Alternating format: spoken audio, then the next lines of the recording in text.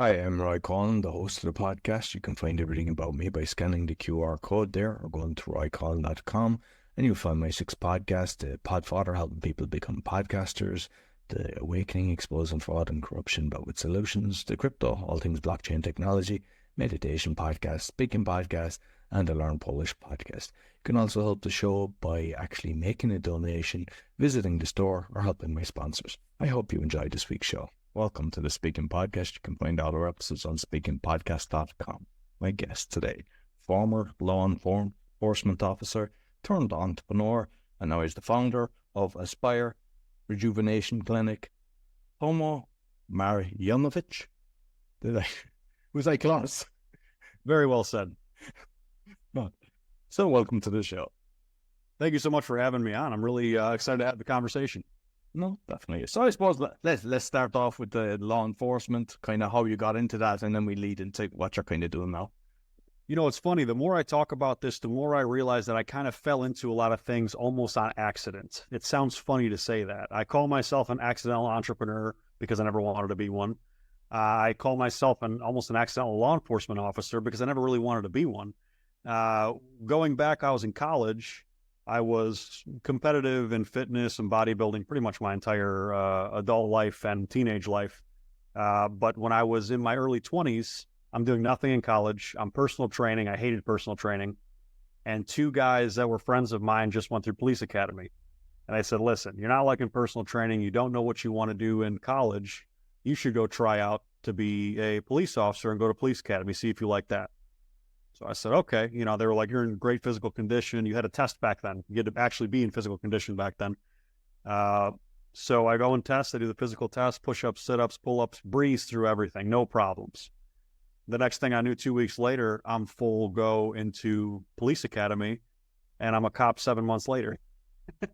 So 100%, you know, it was kind of like right place, right time. If you want to ask some members of my family and friends, right place, wrong time, or wrong place, wrong time.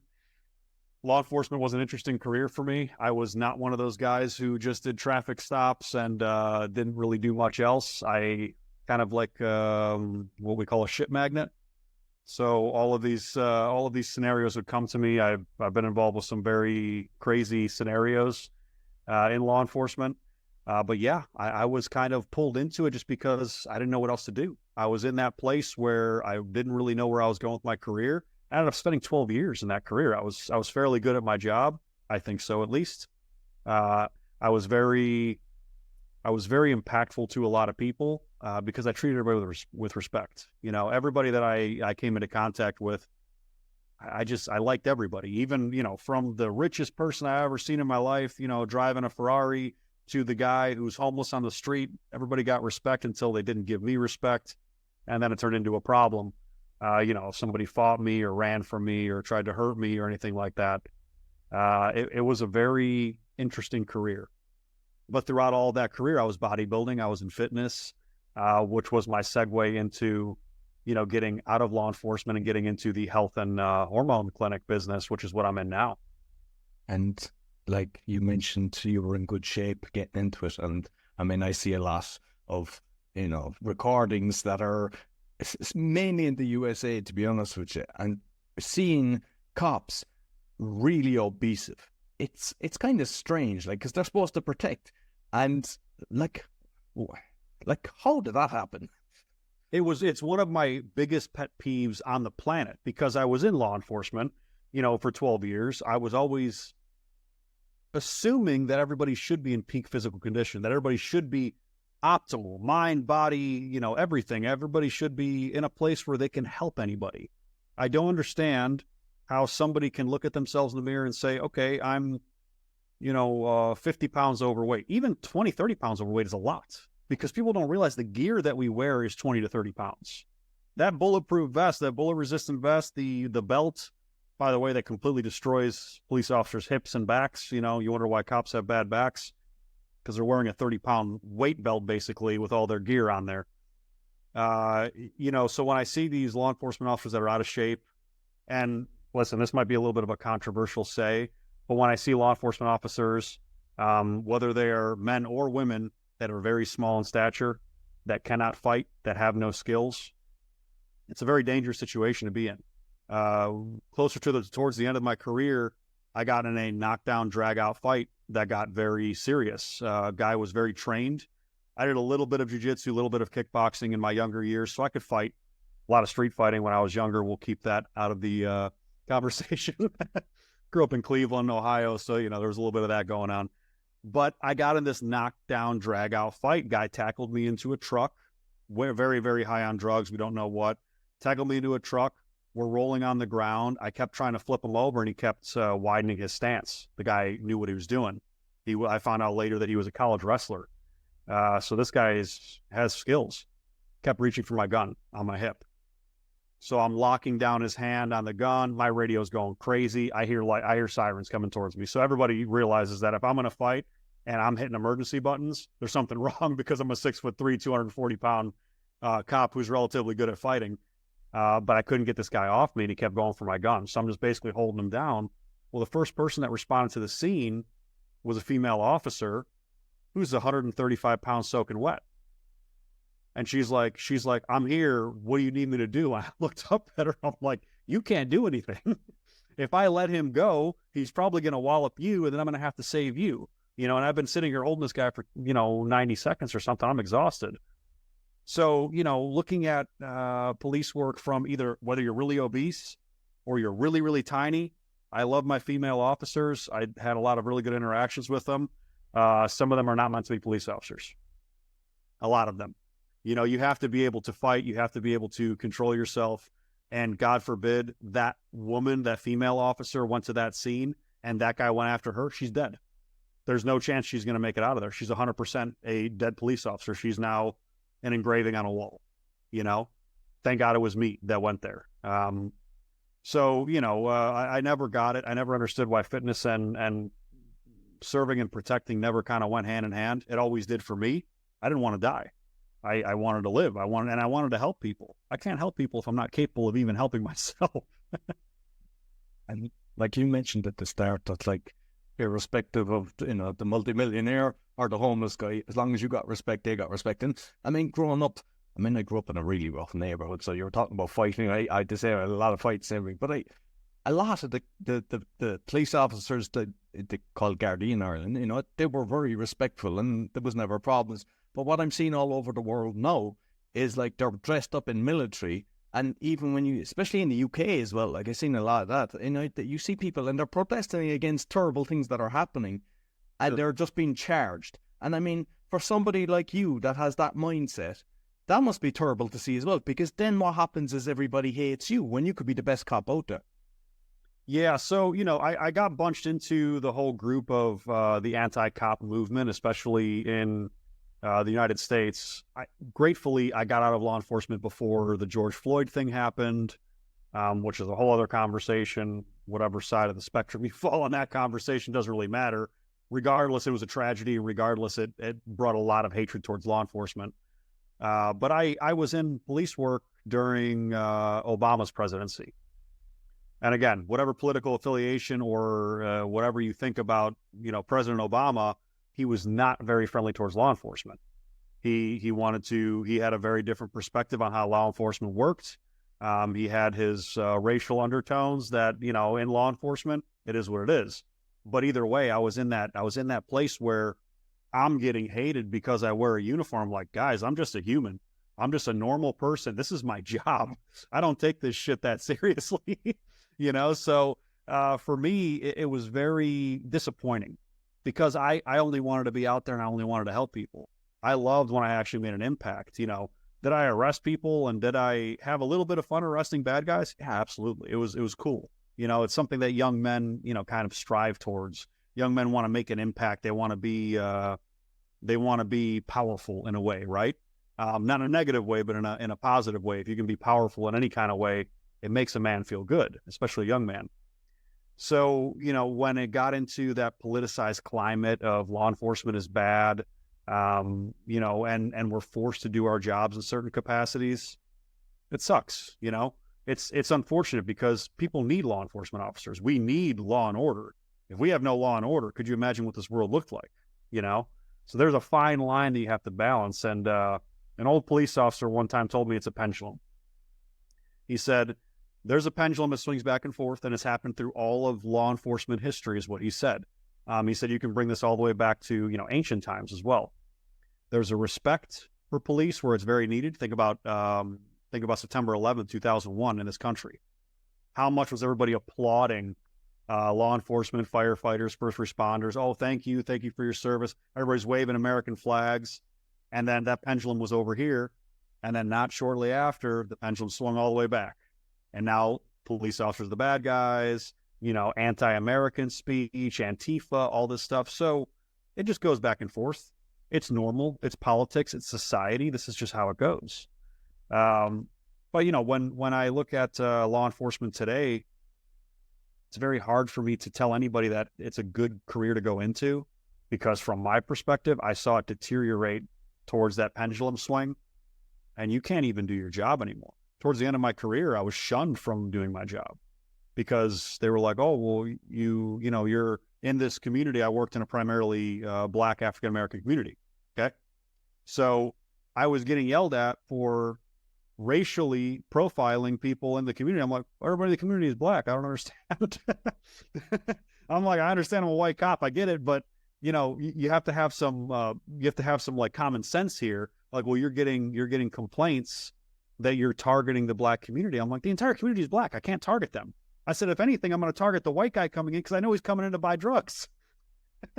I know he doesn't live there, So it's just a funny thing how politics and how society could completely change how a profession looks at itself. And it really is, it's a downfall. It's not a good thing. It's a bad thing, I think. I think there needs to be a balance point. You need to allow people to have freedom. And you also need to have law enforcement have the capability to have freedom to do their jobs. When you handcuff the cops, they can't handcuff anybody else. Exactly.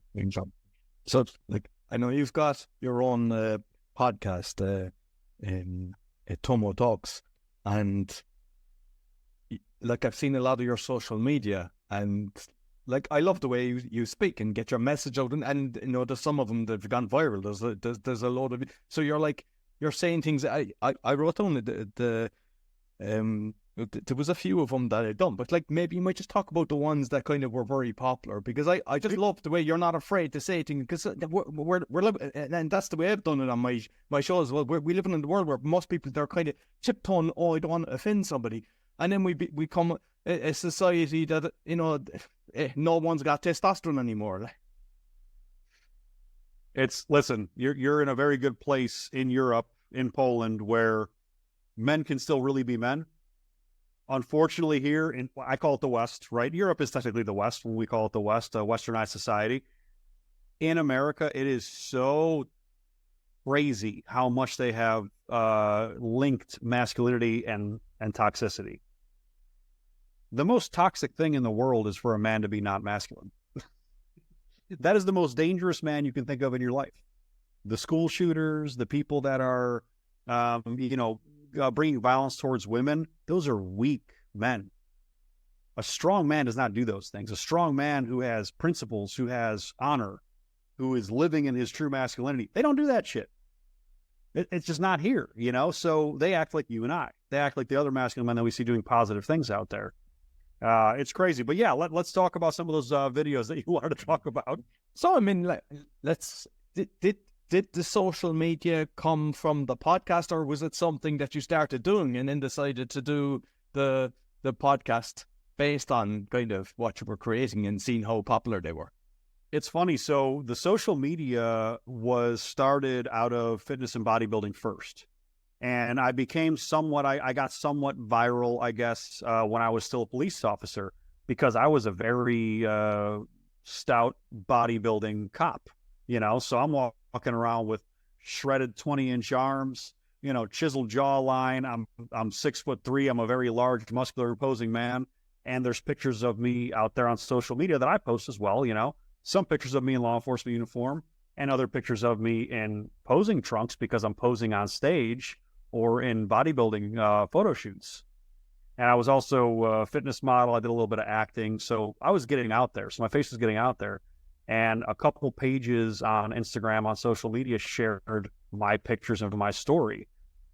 and they shared a picture of me basically in underwear and a picture of me in full uniform, and the post multi-million likes, multi-million, all these follows everywhere, all these comments. And that's how my social media prowess really came about. And then from that stemmed me doing more social media. I really enjoyed it. I like talking. I like putting out information. Maybe I talk too much according to some people, who knows? But I started doing these things on Facebook, back when Facebook Live was very big. So I started doing these Facebook Lives, and I'm still competing at the time. So I'm on the treadmill, I'm doing cardio. And instead of me watching videos, I'm like, why don't I just do a live video myself and just talk to people and see what people want to talk about? I start doing these, and they started getting tens of thousands of views. And this was before Facebook started censoring people, by the way, because some of the things I say is a little bit controversial. So I'm doing these things, and someone says, I really love your Tomo Talks. And I'm like, Tomo Talks. I'm like, kind of a play off TED Talks, right? So I literally named my podcast Tomo Talks, and I started doing that. And we're relaunching my long form podcast actually Thursday. So I have a new guest coming in. We did it for kind of like the first real season, or the first real season and a half, at the tail end of 2022 into 2023. And we're relaunching now with our brand new studio behind me, behind this wall. This is my private office here. And we have some really cool guests and some really cool concepts to bring out. It's going to be a little bit controversial. It's going to be a little bit of topics that people are going to be having fun with. So, will we ever monetize it? I doubt it. But the idea of Tomo Talks is really just me talking and wanting to have conversations with people all over the world, just like you and I. I mean, look at us. We're thousands of miles away, and we have the opportunity to have a conversation that we would never otherwise have. And we would never be able to share this with people. So, I mean, this is an amazing thing. It's a gift, I think, for people to be able to have these conversations and have these talks. Well, absolutely. And I mean, you're talking about controversy, because my awakening one is exposing fraud and corruption, but with solutions. And I got kicked off YouTube with that. I got, Linktree, because I had links to it. They removed me. I even got a LinkedIn.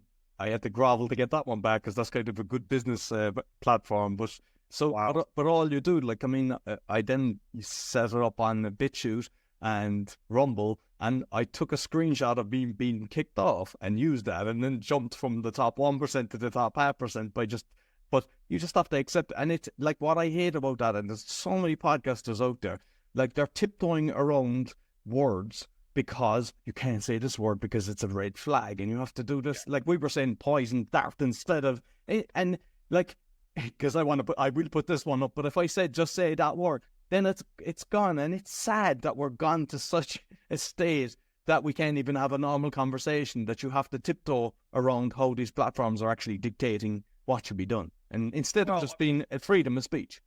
There is no freedom of speech. People, we've known there's no freedom of speech for a long time. I really, truly think that we've known that. We have just finally started to actually see the manifestation of it in media. We always kind of knew the news was bullshit, right? We knew it was not real. It was kind of a little bit fabricated. We didn't care. We've known that since the 90s, maybe even earlier. Now with podcasting, we really saw it happen through the pandemic. During the pandemic, we're like, oh, you can't say anything to the contrary of the mainstream narrative, or you're going to get booted. That's how I lost monetization on every single platform that I had. And I didn't care. I got blocked off there. I got banned. I got shadow banned. I mean, I had, tens of thousands of followers, and I'm getting 200 views per video. Come on. You know what I mean? It's crazy. It doesn't even make sense.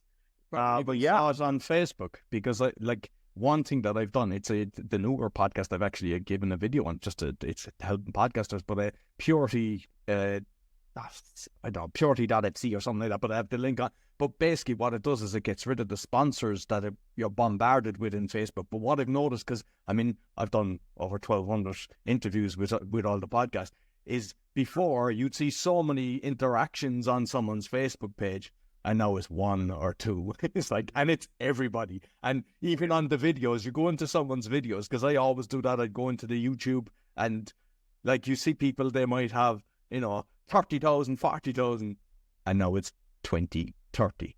And that seems to be the norm. It's very hard to break away from that. And that's sad, like, because, you're just bombarded with all this crap. It's, social media it's a monetization machine. So companies figured that out really quickly. I mean, there's almost no point in business to even do normal advertising anymore. It's all social media, and you can see that in multiple markets. Like when I was in the UAE in Dubai, we're looking at opening a presence for our medical clinics in the UAE and the GCC region in general. And the attorneys that I'm talking to and the people that I'm speaking to, I said, well, what's the advertising look like? He said, well, the only advertising that works out here is influencers. It's like, really? And he's like, oh yeah, don't do anything else. Internet doesn't matter. Social media is the only thing that actually matters, and it has to be linked to somebody who is an influencer, because everyone follows influencers. It's a crazy thing. I didn't think that was the reality, but I mean, if you think about it, that's how I built my businesses. The most of my businesses is off the back of my social media presence. So, it's an amazing thing. It's an amazing tool if you use it properly and if you don't get sucked into it. I have like the devil and angel problem on my shoulder. It's like, yes, I want to make viral content and build my businesses and employ more people and help more people, because my clinics do really help people. And then on the other side of the spectrum, I'm like, oh my God, please stop watching social media all day. Please stop scrolling all day. So it's a kind of good cop, bad cop, because I'm aware of that as well. Like you touch into a lot of and I met a lot of the influencers, and yeah, there are some nice ones, but a lot of them, they're not, and they're loyal to the dollar as well. So you'll see them advertising, they're going into McDonald's and all this, and you're like, the amount of people looking at this, and they're promoting that and Red Bull and stuff like that, and you're going, so they don't have ethics. A lot of them, they're just whatever comes their way, they'll jump on that, and that's why. I mean, yeah. So let's touch on what your company's doing, because at the end of the day, helping people is more important than healing people. And that's the thing. I'll never take advertisements or a sponsorship from a company or something that I wouldn't use myself or believe in myself. I don't care how much money they offer me. Money doesn't mean anything to me. I don't care. I don't need money. You know what I mean? I have successful businesses. I have successful investments. I'm involved with, now they're friends. Every business partner that I have is a friend of mine, and they were friends of mine before we became in business. I don't go into business with people that I don't intimately know. It's just kind of how I work. I want to know everything about you. I want to know your family. I want to know, this is how I operate, because I want mutual benefit. If someone comes up to me and says, I want to give you $1 million for XXX, I'm like, I don't, the only thing that matters to you that I'm seeing is your money. I don't need money. I need impact. I want to impact people. So what the clinics do, very simple, and people overcomplicate it. We provide a service that is a holistic healthcare method surrounding hormone therapy. So we take any individual, male, female, to get their lab work done. We promote this all over the place. Go get your lab work done, whether it's through us, through another medical doctor. Check everything from every part of your hormone profile: full thyroid panel, testosterone, estradiol, progesterone, IGF-1, which is growth hormone, postcursor, a full metabolic panel, a full comprehensive blood panel, CBC and CMP is what they're called here. But check all these things. People don't even do these comprehensive blood panels anyway. They should be doing them yearly. From a young age, we should be having a baseline. And what we have discovered, and what science proves and what data proves, is that almost every single ailment that people have as they age is backtracked and related to a hormone deficiency. And when I look at that, I'm like, wow.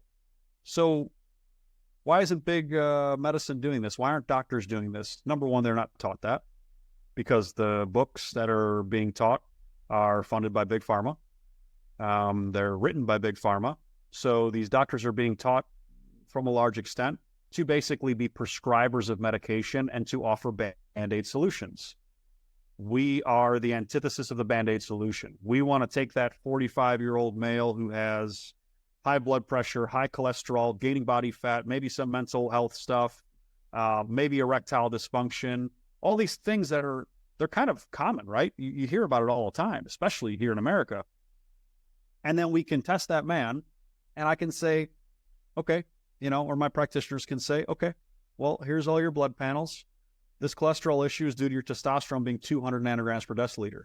Oh, by the way, so is your erectile dysfunction. Oh, by the way, so is your depression and anxiety. Oh, by the way, so is this, so is this. So we just fixed all these issues that they were taking 6, 7 medications for. We fixed them with one bioidentical hormone. What did I just do? I just took tens of thousands of dollars out of the pockets of big pharma, out of the pockets of big medicine that they were going to be on for life, that would have eventually cascaded into needing more medications because all those drugs have side effects, And someone can push back on me and say, oh, well, testosterone can have side effects. It can. But if you are under a doctor-monitored program and you stay within a physiological, biological, high to normal range, your body performs perfectly. And all you have to do is look at most people between the ages of 16 and 25.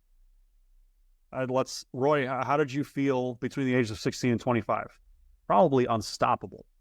You were probably a lean, mean fighting machine, and you probably had no problems, no health issues. I was training 6 days a week. I was doing boxing, kung fu, and kickboxing. And if I had to do that, yeah. If you were to try that now with an underwhelming amount of, underwhelming amount of hormone profile, you're going to be hurting. You're not going to be able to keep up.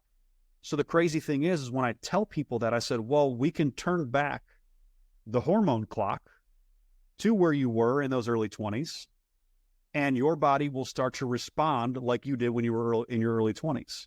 It's literally anti-aging. It's not anti-aging in a superficial way where you put some face cream on and some BS, right? This is actual turning back the clock. Your body will physiologically start to behave like a younger version of itself. And when I tell people that, they're like, wait, that's real? That's real data? It's I'm like, all you have to do is just go look at what people are seeing through bioidentical hormone therapy. It's baffling that this is not everywhere. It's baffling that this is not in every single person's brain and every single person's mind for medicine. So what we're doing is we are offering a way for people to take control of their health.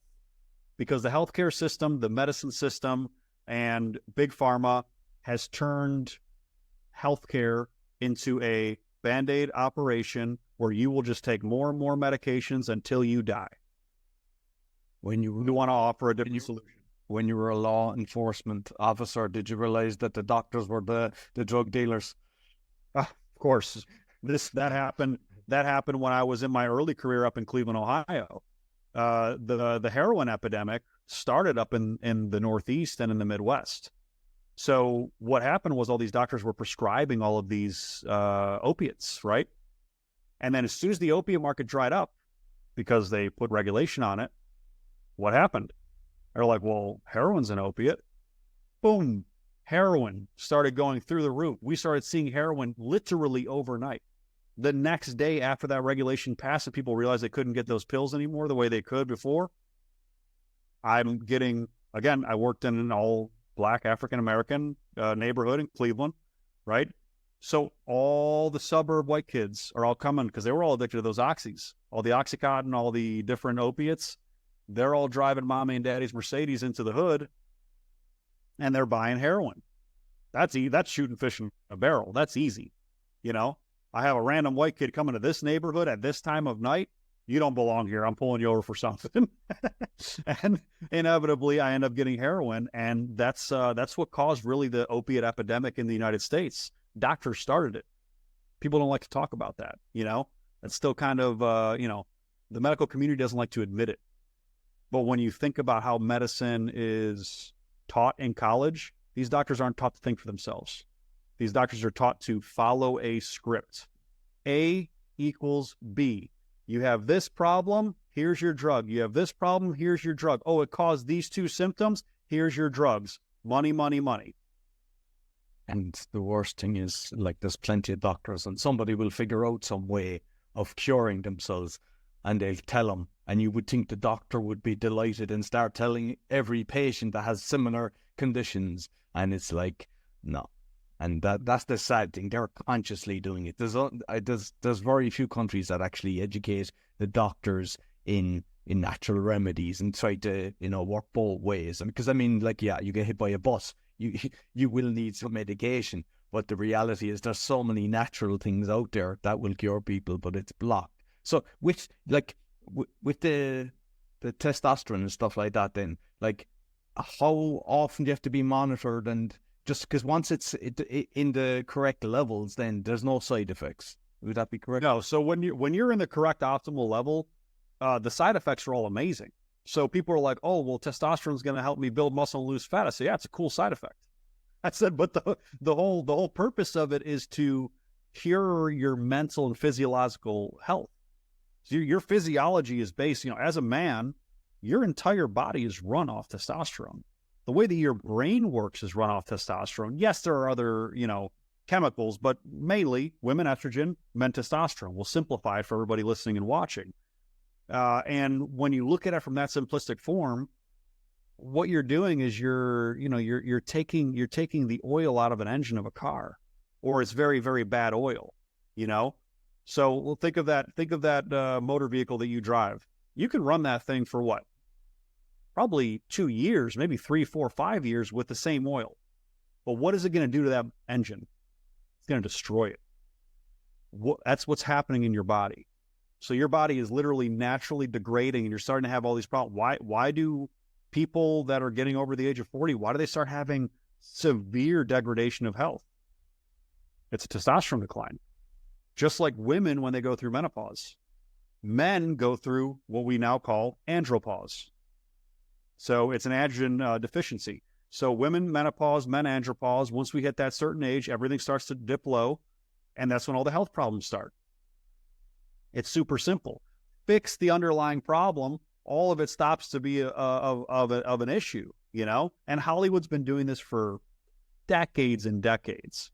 Why can Brad Pitt shave his gray beard, dye his hair, and take his shirt off, and he still looks like he's 25? The guy's probably been on hormone therapy for decades, As soon as that dip happened, doctor's like, no, we need to keep you young. You're making too much money. So, but this is available for everybody. This is available for every single person. And, once you fix those major hormones, those sex hormones, you just start to thrive. And it's the most apparent with women postmenopausal. I've literally had the husbands come in, and I said, I just want you to know that you gave me my wife back. I married this person when we were in our 20s, and they went through menopause, and it's like I lost her. And then we just fixed the major hormones. She's back. Why doesn't medicine do this? It's a money thing. It's sad. And with erectile dysfunction, because, like, I remember, I think it was an Entrepreneur magazine, like, never taking the Pfizer riser, as they call it. But yeah. I remember reading, and they had 2 pages of side effects. And it was like, why would anybody pop that in their mouth? And it's, the side effect, death, heart attack, all these things. And you're going, this is insane. So, sure, like, with that, it helps with that as well. So now, with the Viagra and Cialis, so with any drug, you're going to have to put all of the side effects that could potentially happen. I'll tell you how the big pharma thing works. They have to put literally everything. So if there is a potential for someone dying, now listen, if you have a extremely high hypertensive person, and then you give them a bunch of Viagra, let's say you give them the maximum dose, they could die. So they have to put it. That's just part of the drug industry, You can take Viagra and Cialis or their counterparts, sildenafil, tadalafil, which is like the generic drug. Those are actually very healthy vasodilators. They were developed originally for the heart, not for the member. They were heart drugs. It was a side effect. Yeah, it was a side effect. And they were like, oh shit, this is a great side effect. Men are going to buy this forever. And they made trillions of dollars off this drug that accidentally did that. But they're a very effective vasodilator. So I don't have a problem with sildenafil, tadalafil, those drugs, if they're used responsibly, But, I mean, you can overdose off a vitamin.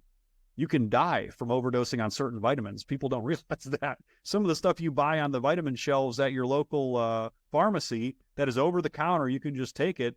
If you take triple the amount of the daily dosage or 10 times the amount of daily dosage, you're going to die. There's nothing that's going to save you. So when it comes to everything in medicine, and when it comes to everything in we'll talk about the erectile dysfunction thing, that's due to a testosterone deficiency. So your testosterone, that makes sense. I mean, that's an easy one to equate. Testosterone's made in your testes. It's really close to, your penis. It's very, it makes sense. When you're young, going through your hormonal changes, right? You're going through puberty. I mean, how are most teenagers waking up? Full mast, ready to go every morning, with a tent. That's right. With a tent. So, there's a doctor, his name's Dr. Morgenthaler. He runs Men's Health Boston. I believe he's still there. And he is quoted, this is not my statement, this is not medical facts, so please understand this. He stated that if you don't wake up every morning with a morning erection, you have low testosterone. Crazy statement. But if you think about it, when you were a teenager, when you were early 20s, you probably were waking up full mast at least 5 days a week. So if you are not right now, you can almost assume that you have a testosterone issue. Pretty crazy, but yeah, I mean, Viagra and Cialis for erectile dysfunction, it's a Band-Aid. It's not the true underlying cause. The true underlying cause is likely not a vascular issue. Those are vascular, they're vasodilators. The likelihood that you have a vascular issue down there is very low. It's probably you have low testosterone. Go and get it checked. You can get it fixed like this. It's so easy. And it's going to help you in every other aspect. And just curious, because I've noticed in the last 10, maybe more years, loads of people struggle with fertility. And is there the effect that will help with that as well?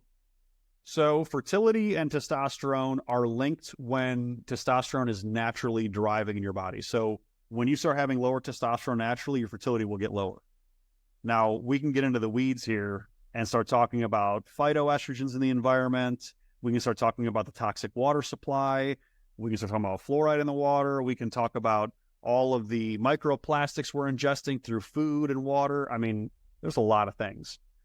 I will say that testosterone levels today are almost 3 times lower than our great-great-grandparents. So obviously with your hormone levels getting lower, you're going to have fertility issues going. Those things can be somewhat fixed as long as everything is still functioning. Now, when you take something like exogenous testosterone, so that's adding testosterone to your body, whether it's an injection, a pill, whatever, your body will start to, it's a machine, right? Your body will say, I'm getting testosterone. I don't need to produce it because your body wants to preserve energy. So your body will actually shut down natural production. So people need to be very aware of that. Now, when you take testosterone, from a clinic like mine, we give you something that is an agonist to keep your testosterone naturally functioning at the same time. So you will boost your testosterone levels and you will actually keep your natural levels functioning. So you will maintain fertility and even improve it while you also take exogenous testosterone. It's multifaceted. It's a really cool science, the way it works.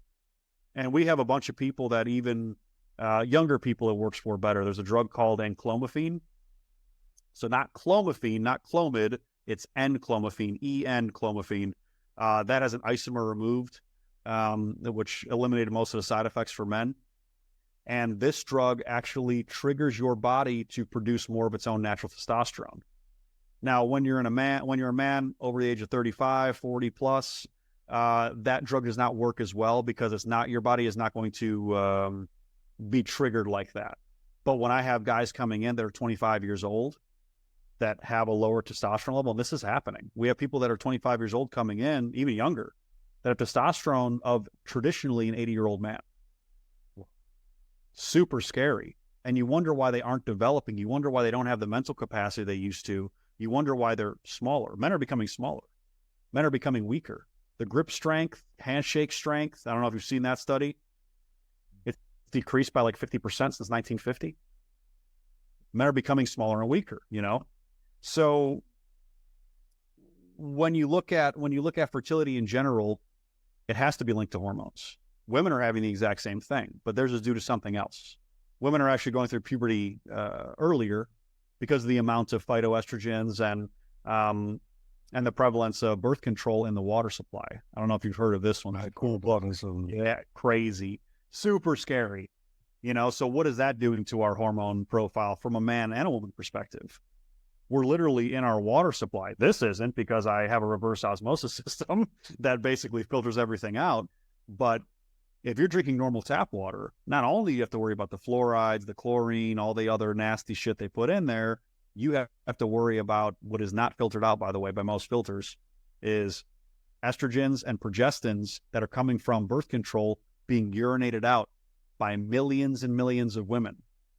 People have no clue. People have no clue that the birth control prevalence in this country specifically, and people need to be aware also, the water supply is all tied. So when you pee into the toilet, eventually that water is going to come back into the water supply. It has to. There's no way it can't. So that's how the life cycle of water works. But they can't filter those things out. So as a man, and now you're growing up, you're taking in estrogens, progestins, all these different things.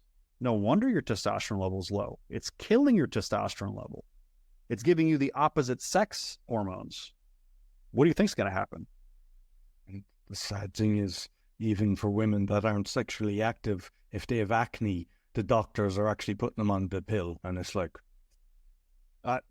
birth control is the worst thing that has ever happened to women. I will say it loud and proud. It is very, very easy. I'm going to get some shit for this, Roy. It is very, very easy for women to not get pregnant.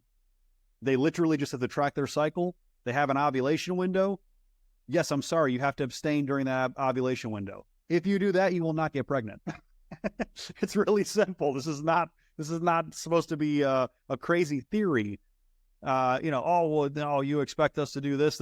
Yes, if you don't want to get pregnant, abstain during your ovulation cycle, have at it the rest of the time. You're going to have fun.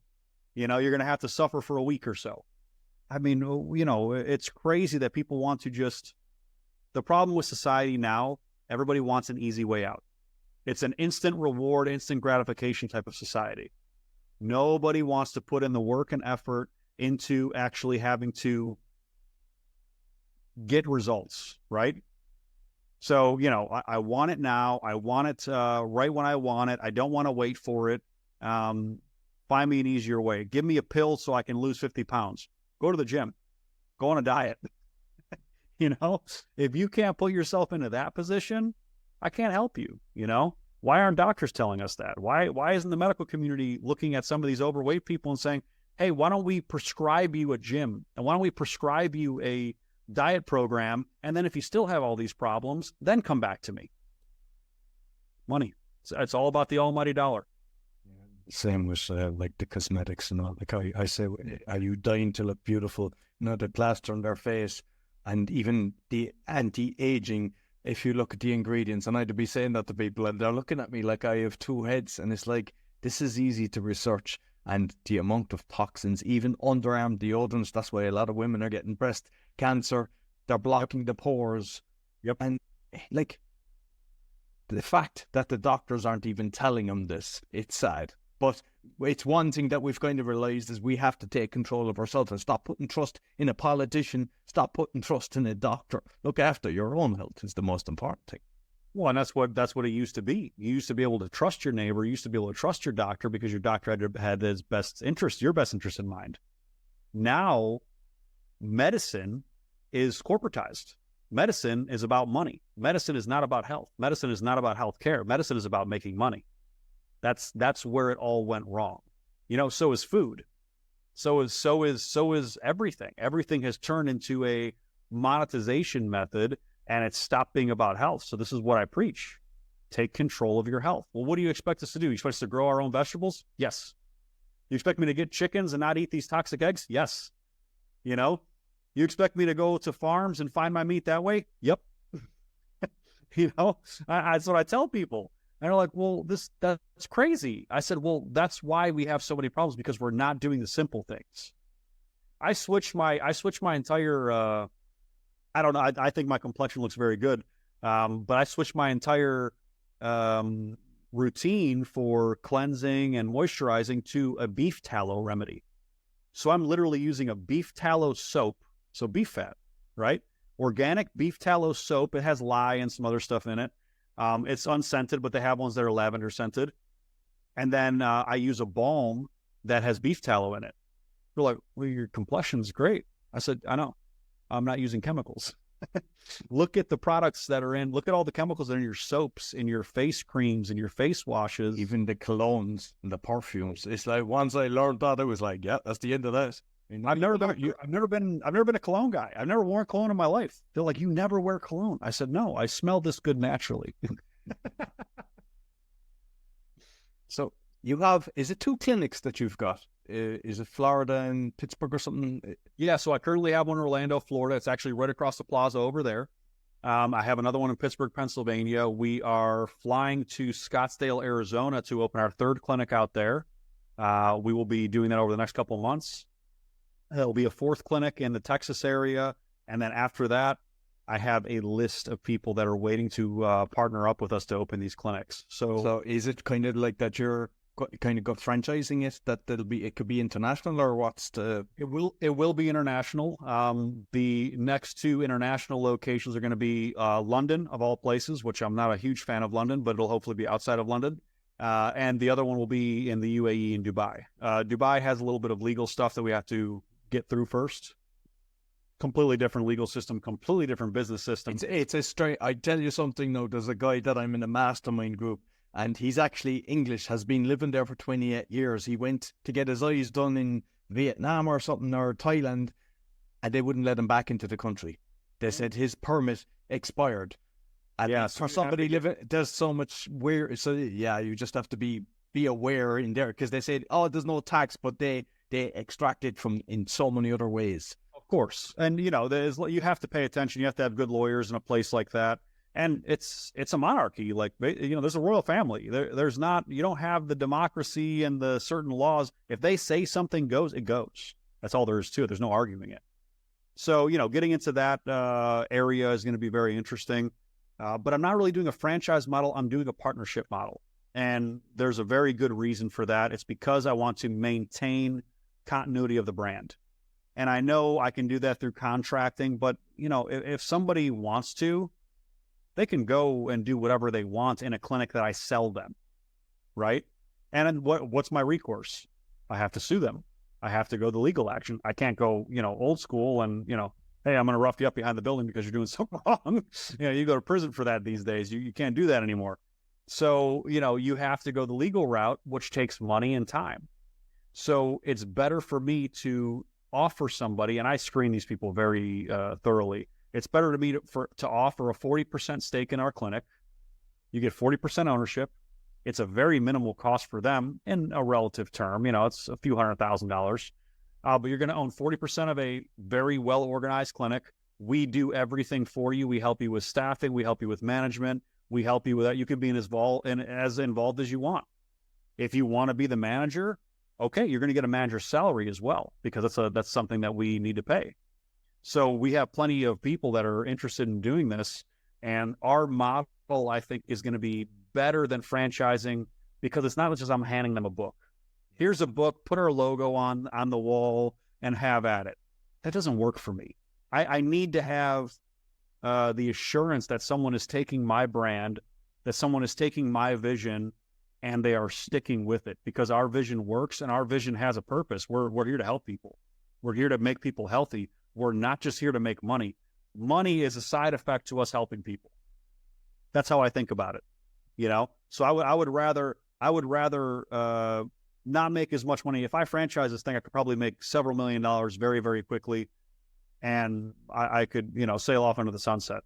That's not my prerogative. My prerogative is to be able to reach millions and millions of people, make a healthcare revolution, and make people realize that they have a choice, that they can actually do something for themselves and push the healthcare system in the direction they want to go, instead of the direction that they're pushing them, which they have to go. And for those that are outside of them regions, is there services online that people can kind of do and get testing locally, or how's that done? we're going to actually by the end of the first quarter of this year, we have a brand new website coming up. We have I just invested a ton of money into our new software, EMR, EHR, basically our software system that houses our patient information. And we have a telemedicine capability through there. So we're going to open up an international telemedicine arm that is going to be, it's going to be consultory only. We can't prescribe, obviously, out of the country. So it's going to be a consulting service, and you're going to be able to consult with medical professionals about your labs. It'll be, so if you got labs in Poland, we would be able to consult with you on your labs, but it would be non-medical advice.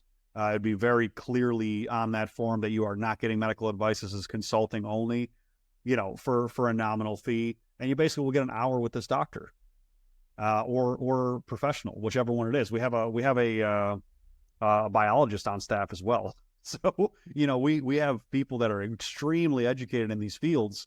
And, I think our biochem guy probably knows more about these drugs and methods than our doctors do. It's crazy. This kid is wicked smart. So, you'll be able to consult with these people, and then you can take your own actions in the areas that you're in. You may have some headaches and hiccups finding a doctor to prescribe certain things for you, but we definitely want to make sure that we are spreading this information, that we are gathering information from all over the world. Because listen, if you do something in Poland, or if this gets out in that area, right, and people listen to this podcast, and we start getting a drove of people from Poland, I'm opening a clinic in Poland. That's what's happening. I'm going to do that because it makes sense. If there's a drive for traffic in that area, I want the opportunity to help people. I don't have $100 million to open 100 clinics all over the world yet, but I will. I would love to be in every country on the planet. I would love for this to be a massive corporation that is changing the healthcare game. That would be an amazing goal for me. Fantastic. Listen, Tomo, thoroughly enjoyed the conversation, and I know there's plenty more things that we can be discussing, but we'll save it for another day. So I'd love to get you back. So you might let people know how they can contact you. Yeah, so the easiest way to find me is tomomarjanovic.com, TOMOMARJANOVIC.com. I know it's a mouthful. You can find my clinics at AspireRejuvenation.com. It's ASPIRE rejuvenation.com. And then all the social medias, search Tomo. If you put Tomo and the letter M, I'll probably come up, and you'll see some of my very fun videos on social media. And you can follow me on YouTube on Tomo Talks. We'll be on YouTube, Rumble. We're on Spotify, Apple, all the normal podcast channels. And we're going to be having some awesome guests on there. Most of them will be live. We like doing in-person stuff. So, Roy, maybe I can coax you to come out to the United States, to Florida, get some warmth and sunshine, and maybe we can have an in-person podcast one day. Yeah, that would be nice. Yeah. Well, I've been to Florida before, and I thoroughly enjoyed it, so why not? Perfect. Well, thank you so much for the conversation. I appreciate you having me on. Oh, no problem. Thank you very much. I'll make sure I put the links, both the audio and the video. I'll put your social media as well as the website. So thank you. Thank you, sir. So that's all for the Speaking Podcast. You'll find all our episodes on speakingpodcast.com. Until next week, take care. So I hope you enjoyed this week's episode. As mentioned at the start, you can find my 6 podcasts on roycollin.com, or scan the QR code if you're looking to start a podcast or do a podcasting tour, help with that. Also, if you're looking for a virtual assistant, we also have that service. And you can help the show by visiting the store, supporting our sponsors, or making a donation. Until next week, take care.